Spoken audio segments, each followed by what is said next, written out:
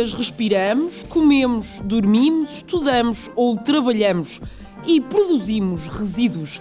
A produção de lixo acompanha o homem desde que este se conhece. No entanto, o aumento da população e a sua constituição em aglomerados agravou de sobremaneira a situação. Ela tornou-se tanto pior quanto maiores eram as cidades.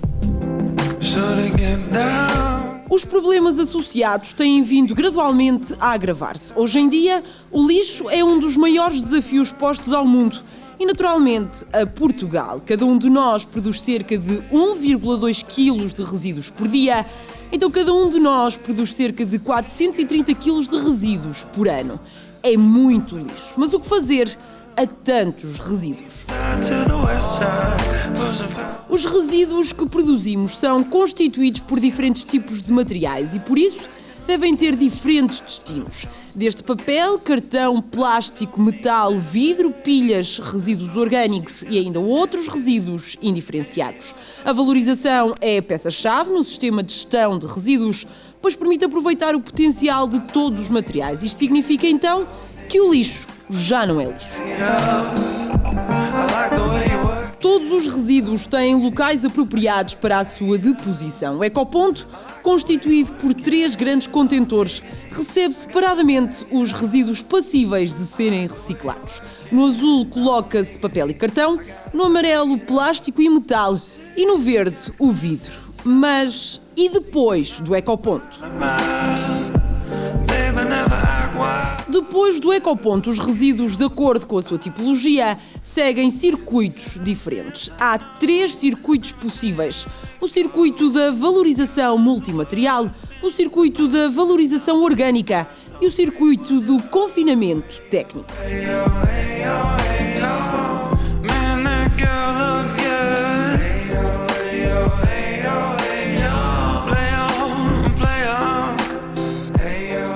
Todo o processo começa em nossa casa. Aqui produzimos resíduos recicláveis, isto é, que podem ser reciclados. Resíduos orgânicos, ou restos de comida, e resíduos indiferenciados, que não podem ser reciclados. No distrito de Bragança, a recolha seletiva, realizada pela CESPA Portugal, assenta num compromisso estabelecido entre os cidadãos que devem separar e depositar corretamente os resíduos nas infraestruturas existentes e as entidades responsáveis pela gestão dos resíduos, a quem compete dotar a população dessas infraestruturas que são a base do processo de recolha seletiva. Os resíduos recicláveis podem então ser colocados nos ecopontos ou nos ecocentros. Um ecoponto é constituído normalmente por 3 grandes contentores e por um mais pequeno para a colocação das pilhas, destinados à recolha de pequenas quantidades de resíduos e de outros de dimensões reduzidas. A sua localização é um dos fatores mais relevantes para o sucesso da recolha seletiva e, por isso, estão em zonas residenciais, escolas, lazer, junto a estabelecimentos comerciais e a mercados. No que toca aos resíduos recicláveis produzidos diariamente pelas famílias, os problemas associados ficaram solucionados com a instalação de ecopontos. Outros havia que, pela sua constituição, dimensão ou quantidades produzidas, não tinham um destino adequado. Para dar resposta a esta problemática, foram criados os ecocentros. Os ecocentros são locais onde nos podemos dirigir para depositar os mesmos resíduos que colocamos no ecoponto ou outros de maior dimensão, como, por exemplo, madeiras, eletrodomésticos, monstros não metálicos, como sofás ou colchões, entulho ou restos de obras, óleos usados, lâmpadas fluorescentes, baterias e muitos outros. Mas nem todos os ecocentros aceitam simultaneamente todos estes materiais. Alguns há que aceitam apenas tipos específicos. O Ecocentro de Bragança encontra-se aberto durante a semana e ao sábado, conseguindo assim abranger todo o leque da população. Do ecoponto ou ecocentro, os materiais são recolhidos e encaminhados para unidades de tratamento de resíduos específicos, as unidades de triagem. Esta tipologia de resíduos no distrito de Bragança é encaminhada para a Mira Papel, uma empresa privada especializada na recolha, triagem e valorização de resíduos. Aqui sofrem uma nova separação, realizada manualmente, mais cuidada e rigorosa por tipo de constituinte de cada resíduo, ou de forma mecanizada, através de uma linha óptica automatizada. O papel e o cartão são igualmente separados em 3 componentes distintos. Primeiro, separa-se o cartão cuja reciclagem permite a produção de craft. Depois, o papel de revistas e jornais que são integrados como matéria-prima no processo produtivo de papel higiênico. E a última componente é o papel branco, que reciclado dá origem a um papel de melhor qualidade.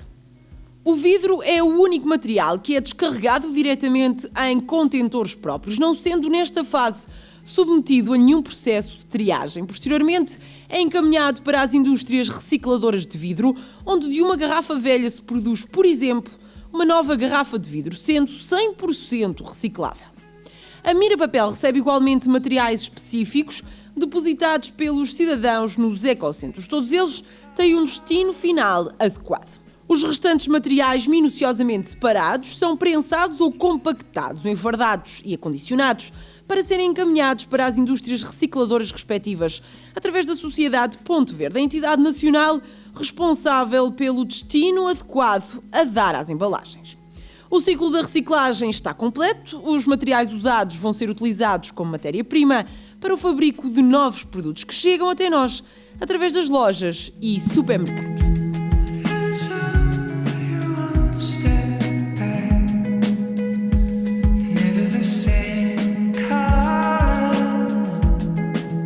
Os resíduos orgânicos ou biodegradáveis são todos aqueles cuja composição permite a sua biodegradação natural. A sua origem está nos mais diversos setores da atividade humana, desde o setor doméstico, o comércio, a restauração, a indústria agroalimentar, as estações de tratamento de águas residuais, as explorações pecuárias até à limpeza de jardins e arruamentos. Estes resíduos devem ser encaminhados para as centrais de valorização orgânica, uma vez que aqui é utilizada a fração orgânica, contida nos resíduos para produção de composto natural.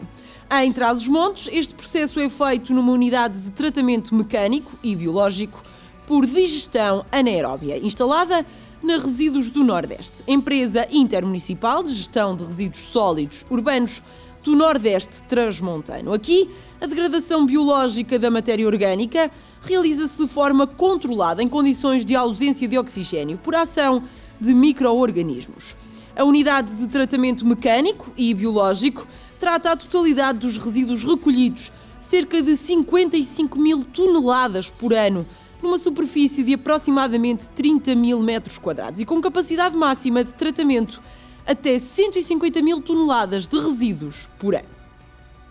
Todos os dias, os resíduos provenientes da recolha indiferenciada, realizada pela CESPA Portugal, dão entrada no Centro de Tratamento de Resíduos do Nordeste. À chegada, cada caminhão é pesado numa báscula, onde é feita a primeira pesagem através de um controle magnético. À saída das instalações, é pesado novamente, sabendo-se desta forma a quantidade em peso de resíduos que deram entrada.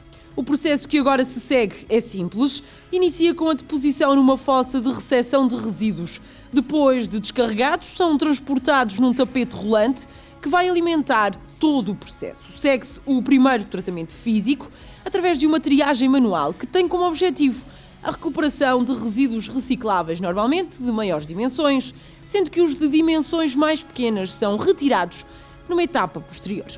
No tratamento físico, os resíduos passam por um processo de crivagem, com vista a separá-los em 3 grupos distintos. A fração orgânica de pequena dimensão, a mais fina, é encaminhada para a unidade de tratamento mecânico e biológico.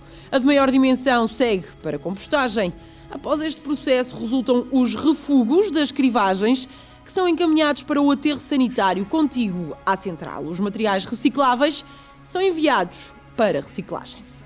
O próximo passo é o processo biológico de fermentação, realizado num biodigestor anaeróbio, ou seja, em ambiente totalmente isolado, controlado e sem oxigênio. Desta forma, as tecnologias do tratamento mecânico e biológico contribuem para a redução de gases responsáveis pelo aquecimento global. Após a fermentação, o composto sofre um processo de maturação em parque coberto durante algumas semanas. Por fim, segue-se a fase de afinação, onde são eliminados os inertes presentes no composto. O aproveitamento e tratamento da fração orgânica resulta num composto natural, um produto estável, semelhante ao solo para aplicação como fertilizante em terrenos agrícolas e como condicionadores de solos. O aproveitamento deste tipo de resíduos permite incrementar a utilização de fertilizantes naturais em substituição dos fertilizantes químicos, que podem ser prejudiciais para os solos e para as linhas de água.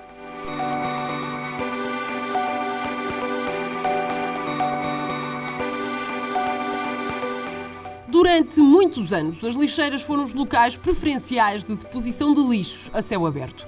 Sem qualquer tipo de contenção e controlo ambiental, estes locais funcionavam como focos de poluição, contaminando o solo, as águas subterrâneas, a atmosfera e degradando a paisagem. Representavam ainda sérias ameaças para a saúde pública, uma vez que geravam a propagação de pragas e maus cheiros.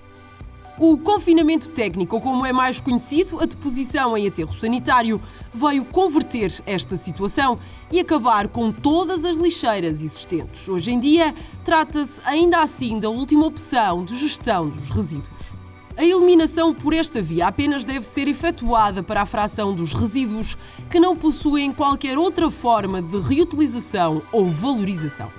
Ao contrário do que ocorria nas lixeiras, os aterros sanitários constituem uma técnica de deposição de resíduos sólidos no solo, que utiliza princípios e técnicas de engenharia para confinar os resíduos na menor área possível e reduzi-los ao menor volume possível.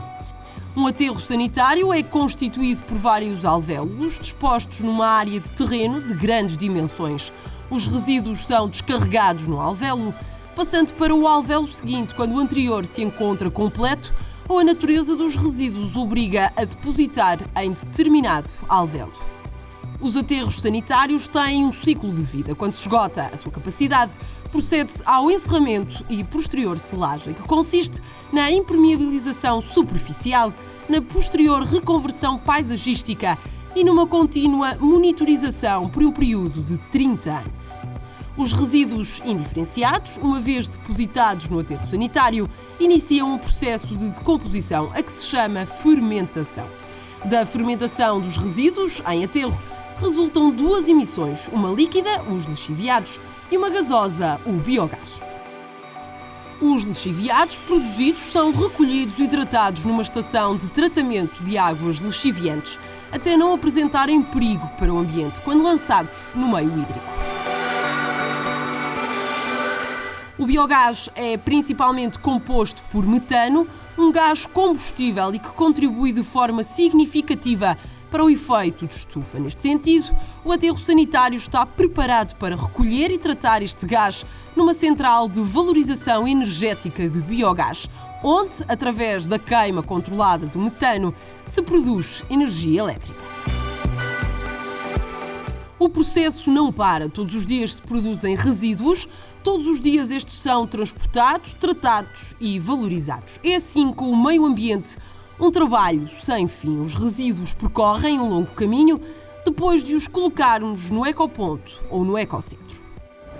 Não existe uma solução para resolver completamente o problema dos resíduos, até porque os vamos continuar a produzir diariamente. As soluções passam por uma redução diária na quantidade de resíduos que produzimos e também por um uso da reciclagem de forma consciente, ambiental e responsável. Só uma população com consciência ambiental e com papel ativo garante um desenvolvimento sustentável e o suficiente para todos e para sempre.